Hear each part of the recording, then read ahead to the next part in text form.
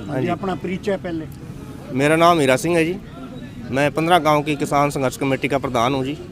हमने 15 गांव ने मिलकर एक संयुक्त कमेटी बनाई है जी, और ये खरीफ चैनलों के लिए बनाई है जी। हमारी 15 साल पुरानी मांगें हैं। 2009 से हम इन मांगों को लेकर काफ़ी परेशान हुए हैं। हर राजनीतिक जो भी यहाँ का नुमाइंदा था उनके साथ बातचीत होती रही कि हमें फ्लडी पानी दिया जाए। फ्लडी पानी ऐसे है जी, ये घग्गर का फ्लडी पानी मांगते हैं हम। जब ये घग्गर में पानी आता है, इसमें पीछे हज़ारों एकड़ ज़मीन का नुकसान होता है, लोगों के घर डूबते हैं और नुकसान करती है। वही अगर यहाँ से नहरें दी जाए तो हमारी यह ज़मीन बंजर होने की कगार पर है। यहाँ 500 फुट पर पानी है जी। पानी इतना गंदा और इतना माड़ा है कि पीने लायक भी नहीं है, खेती लायक तो बहुत दूर की बात है जी। और यहाँ हमारी ज़मीनें बंजर होने की कगार पर हैं जी। ये चलो किसी तरीके से 2014 में हमारी प्रपोजल तैयार हो गई, बन गई। 2019 में इसका पैसा सैंक्शन हुआ। दिगतानिया खरीफ चैनल फर्स्ट सेकंड का 54 करोड़ 6 लाख रुपये मंजूर हुआ जी। और बमूर सलारपुर माइनर का जो है ये लगभग 12 करोड़ 26 लाख रुपये मंजूर हुआ है जी। पर उस समय हमारे से ये पूछा गया था कि क्या कलेक्ट्रेट पे ज़मीनें दे दोगे। 2009 में हमने कहा था कि हाँ, कलेक्ट्रेट पे हम ज़मीनें दे देंगे, लेकिन सरकार ने इतना सामान निकाल दिया। आप सभी समझदार हो, आपको पता ही है कि 15-20 साल में ज़मीनों का रेट तो 10 गुना बढ़ गया है जी। अब समस्या यहाँ पे एक हमारे को टालने के लिए, हमारे ज़मींदार शरीफ लोगों को बेवकूफ़ बनाने के लिए सरकार ने यह कहा कि आप कलेक्ट्रेट पे ज़मीन दो। पर कलेक्ट्रेट पे हम तब ज़मीन दे रहे थे जब हमने ये नॉमिनेट किया था कि हम देने के लिए तैयार हैं, और अब तक तो सरकार ने इसके ऊपर काम ही नहीं किया। 15 साल टपा दिए जी। चलो 10 साल की तो ये बीजेपी सरकार है ना जी। ये बीजेपी सरकार ने पैसा, सीएम साहब ने अनाउंसमेंट का पैसा है जी, सीएम साहब ने अनाउंस किया था। अब सरकार भी इनकी है, नीचे से लेकर ऊपर तक सब कुछ इनका है जी। सब कुछ इनका होने के बावजूद पैसा भी मुख्यमंत्री द्वारा ही अनाउंस किया गया था, जो कि अभी तक लगाया नहीं गया। ऐसे ये पैसा पड़ रहा है तो ज़मीनों का रेट तो अनाप शनाप बढ़ते रहेंगे, ये नहरें हमारी बढ़नी नहीं। इसका क्या कारण है? जो पैसा अलाट हो गया वो लग क्यों नहीं रहा? लग ये किसकी रुकावट है? कौन इसमें रोड़ा अटका रहा है आपके काम? ये सरकार का ही रोड़ा अटका रहा है जी, किसी का कुछ नहीं है। अगर उस समय देते तो सभी कलेक्ट्रेट पे देने के लिए तैयार है। अब सरकार के पास एक मुद्दा आ गया है कि कुछ ज़मींदार 70% तो इसमें देने के लिए तैयार हैं जी। 30% वो ज़मींदार देने के लिए तैयार नहीं है जिनकी ज़मीन का रेट और वैल्यू बहुत ज़्यादा, जहाँ बहुत ज़्यादा पानी लग रहा है और धान हो रहा है, वो कहते हैं हम कलेक्ट्रेट पे नहीं दे सकते। अब जो कलेक्टर रेट है वो उस समय से तो बड़ा होगा। घटा है जी, रेट उल्टा घट गया। हाँ, कई कम हो गया जी। कलेक्टर रेट पहले 18 था जी, कुछ इलाकों में अब 14 हो गया जी। कलेक्टर रेट में बढ़ोतरी नहीं हुई, लेकिन वैल्यूएशन बढ़ गई है जी, जमीन का रेट। वो तो अलग से है ना, मतलब सरकार ने घटाए हैं, हाँ, बढ़ाने की बजाय। हाँ हाँ हाँ। अमूमन तो लोग जैसे तनख्वाह बढ़ती है, नहीं वहाँ हम कहते हैं सरकार को भी, सरकार उनको उचित दामों पर उनकी ज़मीन एक्वायर करे और ये जो नहर है इसको बनाई जाए जी। अगली रणनीति क्या है यहाँ से? रणनीति हमारी ये है कि अब बैठे हम अनिश्चितकालीन धरना जब तक काम शुरू नहीं होता।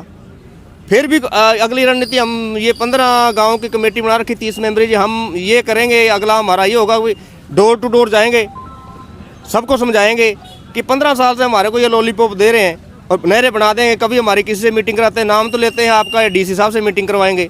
मीटिंग करवाने के लिए वहाँ एसडीएम बैठा देते हैं जी। हमारे साथ हमेशा छल हुआ है, 10-12 मीटिंगें हमारी ऐसे ही हुई हैं। एडीसी साहब से या डीसी का नाम लाओगे, एडीसी साहब से या बड़े अफसर का नाम, अधिकारी का नाम लेते हैं और छोटे से मुलाकात करा देते हैं हमारी जी। कोई किसी तरीके नहीं चल रहा। अब हम अगला हमारा ये प्रोसेस ये है कि हम हर गांव में, हर घर में जाके बताएंगे कि हमारे को बीजेपी सरकार ने ऐसा ठगा है। इनको हमने इतनी वोटों से जिताया था बहुमत से, लेकिन हमारे साथ इन्होंने ऐसा अन्याय किया है कि हमारी नहरें नहीं बन रही। ऐसे ही हम अगले इलेक्शन का घर घर जाके सबको कहेंगे, वोट डालते समय ध्यान रखना भी इन सरकारों ने हमारे साथ क्या किया था और हम इनका क्या जवाब देंगे। आप कल से धरने पे बैठे, उसके बाद किसी प्रकार की आपसे बातचीत हुई सरकार की? नहीं, किसी ने पूछा तक नहीं, शासन प्रशासन किसी ने पूछा तक नहीं। किसी राजनेता ने? किसी राजनेता ने नहीं पूछा। हमने सिरसा का कोई राजनेता नहीं छोड़ा जो भी इस बीजेपी सरकार का विधायक रहा हो या कोई कार्यकर्ता हो, किसी को छोड़ा। हम 20-20 चक्कर सभी के घर में जाके सबसे रिक्वेस्ट कर रहे हैं जी। वहाँ से आपका कोई सुनवाई नहीं। कहते हैं जाएंगे जी, सीएम साहब से मिलेंगे, हो जाएगा 15 साल तो हो गए जी, यही सुनने को मिलता है जी। सीएम साहब ने पीछे हमारी ओएसडी साहब से मीटिंग करवाई थी यहाँ पे। उन्होंने अपने ओएसडी साहब को यहाँ सीएम हाउस में यहाँ पे भिजवाया था। उस टाइम हमारी उनसे मीटिंग भी हुई थी और उन्होंने बाकायदा हमारे सामने डीसी सिरसा को फ़ोन करके, इरिगेशन डिपार्टमेंट को फ़ोन करके ये बोला था भी आप किसानों की मीटिंग रखो और इस मुद्दे को जल्दी से जल्दी शॉर्ट आउट किया जाए। उसके बाद डीसी साहब ने एडीसी साहब से हमारी मीटिंग करवाई, लेकिन उस मीटिंग में भी कोई सुनवाई नहीं हुई। उन्होंने हमारी बात नहीं सुनी। उनको खुद को ही नहीं पता भी हम किस मुद्दे पे बात कर रहे हैं। पता था ये मीटिंग किस पर्पज के लिए बुलाई है कि नहीं, जहाँ पर वो उन्होंने ये कहा था कि चंडीगढ़ से चीफ इंजीनियर साहब आएंगे, हिसार से जो है कंस्ट्रक्शन विभाग का एससी साहब आएगा और आपकी 5 आदमी के किसानों की मीटिंग होगी। मीटिंग में गए तो हिसार से जो इरिगेशन डिपार्टमेंट से सिर्फ एसडीओ साहब आए।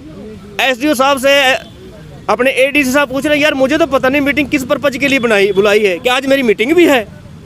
ये वर्डिंग थी साहब। एडीसी साहब हमारे पास 2 मिनट बैठे उस मीटिंग में और 2 मिनट में पूछने क्या है, मीटिंग कैसी है, किस पर्पज के लिए आए हो। लेकिन हमने बताया तो उसको खुद को पता नहीं था। वो बोला ठीक है मैं थोड़ी देर में आता हूँ। हमारे को वहाँ बिठा के दोबारा उसने शक्ल भी नहीं दिखाई जी। ऐसा है, मैं जगरूप सिंह चपुर्जा, जल्दी में करो। AIKS का पुराना सदस्य और संघर्ष समिति के सचिव के तौर पर मैं आप मीडिया वालों का धन्यवाद करता हूं और मीडिया से बात करना चाहता हूं। ये जो संघर्ष है ये लंबे समय से साथी ने बताया कि चल रहा है और बार बार लॉलीपॉप दे करके, मीठी गोली दे करके हमें जो है वापस भेजा गया है। हमने दुखी हो करके आज कल से हमने ये आंदोलन अनिश्चितकालीन धरना और प्रदर्शन करने का फैसला लिया है 15 गांव की संघर्ष समिति ने। और ये संघर्ष समिति तब तक आंदोलन करती रहेगी जब तक हमारे ये खरीफ चैनल चालू नहीं किए जाते और उनमें पानी नहीं छोड़ा जाता, तब तक ये संघर्ष जारी रहेगा। ठीक है, धन्यवाद। मिसाल ये एक हम बेनती बार बार करते रहे, मांग पत्र भी दिए, लेकिन उन्होंने सरकार को भेजा। ये बात नहीं कि प्रशासन ने कुछ नहीं, प्रशासन ने जो काम था वो किया, लेकिन सरकार वाले अभी तक मुंह बीच के बैठे हैं कि ये लोग आप पे परेशान होकर के चले जाएंगे। लेकिन हम परेशान होने वाले लोग नहीं हैं, हम परेशान इनको कर देंगे, बाकायदा तौर पर करेंगे। अभी साथी ने बताया कि हम गांव-गांव जा कर के, अभी इलेक्शन ऐलान होने वाला है और हम इनकी नींद हराम कर देंगे पूरे इस इलाके में जो हमारे साथ पर प्रभावित हैं, जिन लोगों को पानी की जरूरत है।